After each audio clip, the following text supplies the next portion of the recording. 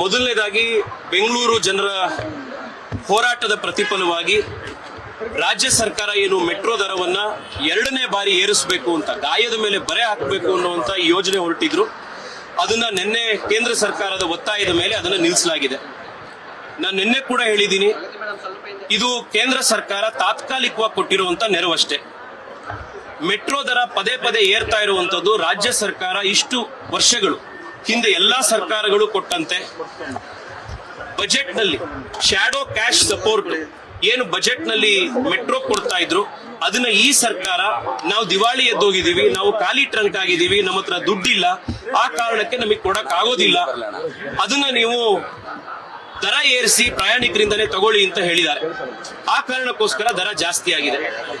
ಬೆಂಗಳೂರಿನಲ್ಲಿ ಮೆಟ್ರೋ ದರ ಕಡಿಮೆ ಆಗಬೇಕು ಅಂತಂದ್ರೆ ರಾಜ್ಯ ಸರ್ಕಾರ, ಹಿಂದೆ ಸರ್ಕಾರಗಳು ಯಾವ ರೀತಿ ಬಜೆಟ್ ನಲ್ಲಿ ಶ್ಯಾಡೋ ಕ್ಯಾಶ್ ಸಪೋರ್ಟ್ ಮೆಟ್ರೋ ಕೊಡ್ತಾ ಇತ್ತು ಅದನ್ನ ಮತ್ತೆ ಮುಂದುವರಿಸಬೇಕು. ಮಾನ್ಯ ಮುಖ್ಯಮಂತ್ರಿಗಳು ರಾಜ್ಯ ಸರ್ಕಾರ ಫೇರ್ ಫಿಕ್ಸೇಷನ್ ಕಮಿಟಿ ಎದುರುಗಡೆ ನಮ್ಮ ಹತ್ರ ಆರ್ಥಿಕ ಸ್ಥಿತಿ ಇವತ್ತು ಬಹಳ ಕಷ್ಟದಲ್ಲಿದ್ದೀವಿ, ನಮಗೆ ಇದನ್ನ ಕಂಟಿನ್ಯೂ ಮಾಡಕ್ಕಾಗಲ್ಲ ಅಂತ ಹೇಳಿದ್ದಾರೆ. ಇದು ಬಹಳ ಚಿಂತೆಗೀಡುವಂತ ಒಂದು ವಿಷಯ. ರಾಜ್ಯದ ಸ್ಥಿತಿ ಹೀಗಾಗಿದೆಯಾ ಅಂತ ಬರ್ತಾ ಇರೋ ಬಜೆಟ್ ಸೆಷನ್ ನಲ್ಲಿ ಮುಖ್ಯಮಂತ್ರಿಗಳು ಶ್ವೇತಪತ್ರ ಹೊರಡಿಸಬೇಕು. ರಾಜ್ಯದ ಆರ್ಥಿಕ ಶಕ್ತಿ ಏನಿದೆ, ಆರ್ಥಿಕತೆ ಏನಿದೆ, ನಿಜವಾಗ್ಲೂ ಕೂಡ ನಮ್ಮ ಹತ್ರ ನಾವು ದಿವಾಳಿ ಎದ್ದೋಗಿದೀವ, ನಿಮ್ಮ ನಾಯಕತ್ವದಲ್ಲಿ ಖಾಲಿ ಟ್ರಂಕ್ ಆಗಿದೆಯಾ ರಾಜ್ಯದ ಖಜಾನೆ, ಇದ್ರ ಬಗ್ಗೆ ಕ್ಲಾರಿಟಿ ಕೊಡಬೇಕು ಅಂತ ಆಗ್ರಹ ಮಾಡ್ತಾ ಇದ್ದೀನಿ.